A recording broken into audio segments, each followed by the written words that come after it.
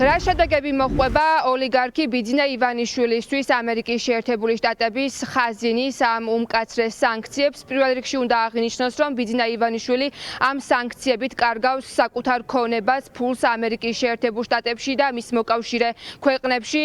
მან დაკარგა წვდომა საკუთარ ქონებაზე, მათ შორის სხვისთვის სამართავად გადაცემულ უძრავ ქონებაზე, ფულზე თუ აქციებზე. მისი აქტივები ფაქტობრივად გაიყინა და რადგანაც ეს სანქციები არის სამუდამო, ფაქტობრივად ეს ნიშნავს ქონების სამუდამოდ დაკარგვას. ამერიკის შეერთებული შტატების ამ სანქციებს, როგორც წესი, უერთდებიან ხოლმე მოკავშირე ქვეყნები, ამიტომ ირკვევა, რომ ივანიშვილის ქონებაზე და ფულზე მკაცრი შეზღუდვები საერთაშორისო მასშტაბით გავრცელდება. კიდევ ერთი საკითხი, რომელიც ასევე მნიშვნელოვანია, ეს ეხება ბიძინა ივანიშვილთან პოლიტიკურ თუ საქმიან ურთიერთობას. ამ სანქციებით ირკვევა, რომ ბიძინა ივანიშვილთან მსოფლიო მასშტაბით საქმიან ურთიერთობას ვეღარავინ აწარმოებს, რადგან ამის შედეგად თავადაც დასანქცირდებიან. მთელს მსოფლიოში მისგან და მისი კომპანიებისგან არავინ არაფერს იყიდის, ვერც ბიზნესის წილს ან აქციებს, ვერც იმ სამხატვრო ნამუშევრებს, რომელსაც ფლობს ბიძინა ივანიშვილი და ვერც მის მფლობელობაში მყოფი ბიზნესის პროდუქტებს ან მომსახურებას გაუწევს რომელიმე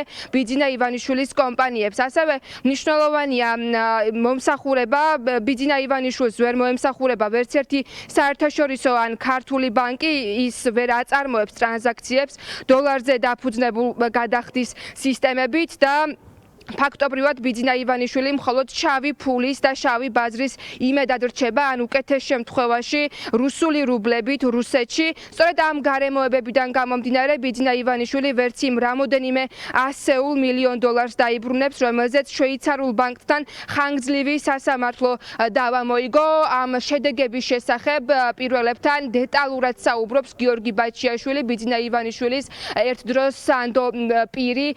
ფაქტობრივად აცხადებს, რომ ის საერთაშორისო კეთროვანად არის გამოცხადებული და ის ბანკი ქართული ან საერთაშორისო, რომელიც ეცდება ბიძინა ივანიშვილს გაუწიოს მომსახურება, აღმოჩნდება საერთაშორისო სანქციების შორის, მათ შორის აქ საუბარია ეროვნულ ბანკზე, რომელიც ახლა, როგორც ბაჩიაშვილი აცხადებს, ცდილობს გარკვეული манипуляციებით თავი აარიდოს ამ დაწესებულ სანქციებს, თუმცა ბაჩიაშვილი აცხადებს, რომ ვერავინ, ვერც ქართული, ვერც საერთაშორისო ბანკი ვერ აუვლის ამ სანქციებს და თუ კი ისინი გაუწევენ მომსახურებას ოლიგარქს, თავადაც ამ სანქციების ქვეშ აღმოჩნდებიან. სანქციები ვრცელდება იმ ორგანიზაციებზე, რომლების 50%-ზე მეტ ფლობს ბიძინა ივანიშვილი და ასევე ეს სანქციები გავრცელდება ყველა იმ აქტივზე, რომელსაც ფლობენ ან მისი ოჯახის წევრები, ან მისი ასე ვთქვათ გარემოცო მეგობრები, რომლებსაც ისინი ფლობენ ნომინალურად და რეალურად რისი ფლობელიც არის ბიძინა ივანიშვილი. დაუშვათ მაგალითად შეიძლება იყოს ქართულ ბანკი, რომელიც არის გაფორმებული უტაზე, მაგრამ ყველამ კარგად ვიცით, რომ ეს არის ივანიშვილის პირადი ბანკი. ეს ის განაჩენია, რომ დღეიდან ივანიშვილს რეალურად შეუძლია ისაგროს მხოლოდ და მხოლოდ ქეშით, ეგრეთ წოდებული ქეში ფულით, მას ვერ ექნება ვერც ბარათი, ვერც ვერანაირი საბანკო სერვისი და მის კომპანიებსაც იგივე რეალობა ემუქრება. ეროვნულ ბანკს შეუძლია ნებისმიერი ნაბიჯი გადადგას, თუმცა არც ერთი კერძო ბანკი არ გაუწევს ივანიშვილს, ვერ გაუწევს ივანიშვილს მომსახურებას, იმიტომ რომ ამ შემთხვევაში მათ მოუწევთ, ანუ დაკარგავენ თავის საკორესპონდენტო ანგარიშებს, ანუ დოლარში და ევროშიც ვერანაირ ტრანზაქციას ვეღარ განახორციელებენ. შესაბამისად, ეროვნულმა შეიძლება კი არა, გამოსცემული აქვს უკვე ეს დანაშაულებრივი ბრძანება და შეიძლება დაამატოს კიდეც არ გამოკვირდება, მაგრამ არანაირი შანსი არ არის, რომ რომელიმე თავის პატრიოტულმა ბანკმა მოიმსახუროს ივანიშვილს და მის ორგანიზაციას. პირველ რიგში ისინი დაკარგავენ თავის საკორესპონდენტო ანგარიშებს, ანუ დოლარზე წვდომას და ეს გახდება ჩვეულებრივი ლოკალური, მხოლოდ ლარში ოპერირებული ბანკი. რაც შეეხება კრედიტ სუისს, ეს თვითონ ცალკე იყო ეს კეისი აღნიშნული ამ სანქციების დოკუმენტში კი და იქ პირდაპირ იყო ნათქვამი, რომ დამატებითი ამერიკის სახელმწიფოს მიერ გაცემული თანხმობის გარეშე არ აქვს უფლება, რომ კრედიტ სუისს გადაუხადოს ეს თანხა ივანიშვილს. შესაბამისად, ეს გადახდებით იქნება გაჩერებული.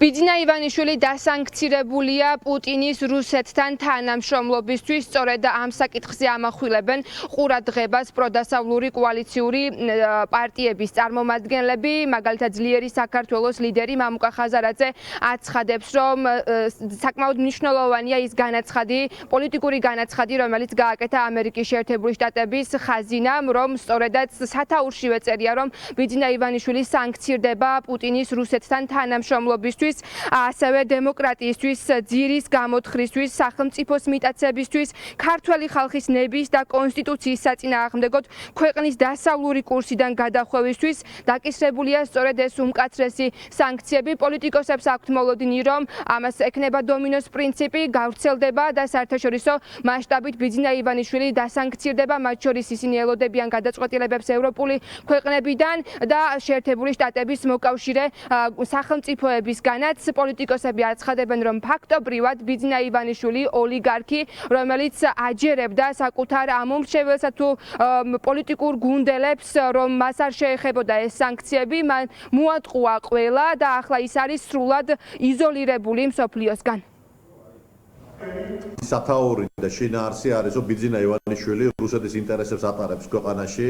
ეს წერია ამ სანქციებში, ეს წერია, რომ ბიძინა ივანიშვილი სხვა ქვეყნის, ამ შემთხვევაში რუსეთის ინტერესებს ემსახურება საქართველოში ქართველი ხალხის ნების საწინააღმდეგოდ. ახლა ამაზე მეტი სასჯელი რა უნდა იყოს, როცა ოკუპანტ ქვეყანას ემსახურები და ჩამოსული ხარ ამ მისიით. ყველა მის პარტნიორს, ყველა იმ ქვეყანაში, სადაც მას რაღაცა შეხება აქვს, პირდაპირ თუ ირიბი შეხება მას და მის ესე თქვა პარტნიორებს, ისევე როგორც საქართველოში შეექმნათ პრობლემები, მაგრამ აქ ყველაზე მთავარი ჩემთვის არის ის შეფასება, რაც გააკეთა შეერთებულმა შტატებმა. დასანქცირდა ივანიშვილის აქტივები ამერიკაში, მას აეკრძალა ნებისმიერი აქტივის ლეგალურად გაყიდვა. იქნება ეს უძრავი ქონება, ფასიანი ქაღალდები თუ მაგალითად ფერწერული ტილო.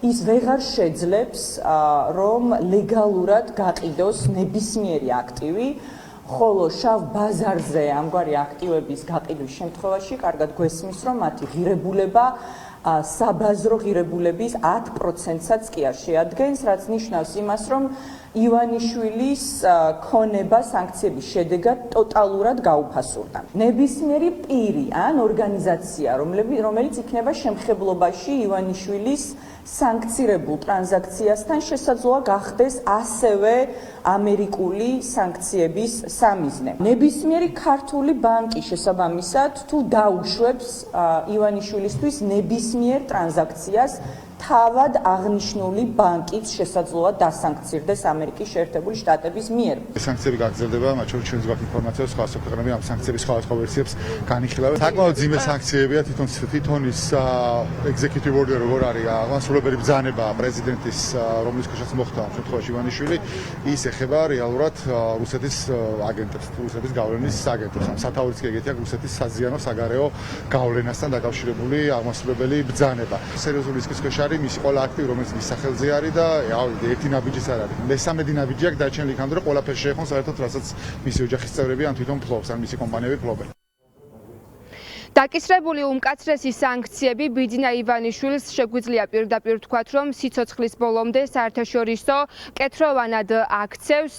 ასევე საინტერესოა პოლიტიკური შეფასებები იმასთან დაკავშირებით, რომ ამერიკის შეერთებული შტატები ამ ნაბიჯით კიდევ ერთხელ ამტკიცებს, რომ ის დგას ქართველი ხალხის გვერდით. მან დაინახა ის პროტესტი, რომელიც მიმდინარეობს თვეზე მეტია დედაქალაქის ცენტრში, მათ შორის სხვადასხვა ქალაქში ის საერთაშორისო პროტესტი, რომელიც მიმდინარეობს საქართველოში და ის არ გადაუხვევს საკუთარ ნებას, რომ ქართველი ხალხი დგას ევროპული მომავლის სადარაჯოზე და ამერიკის შეერთებული შტატები ამ ყველაფერს ხედავს, ამიტომ ის გააკეთებს ყველაფერს იმისთვის, რომ ქართველი ხალხის ნება და სურვილები დაიცვას, ამიტომ სანქციები კვლავ გაგრძელდება, ასეთია ანონსი. მადლობა ნინო ელიკაშვილი იყო პირველების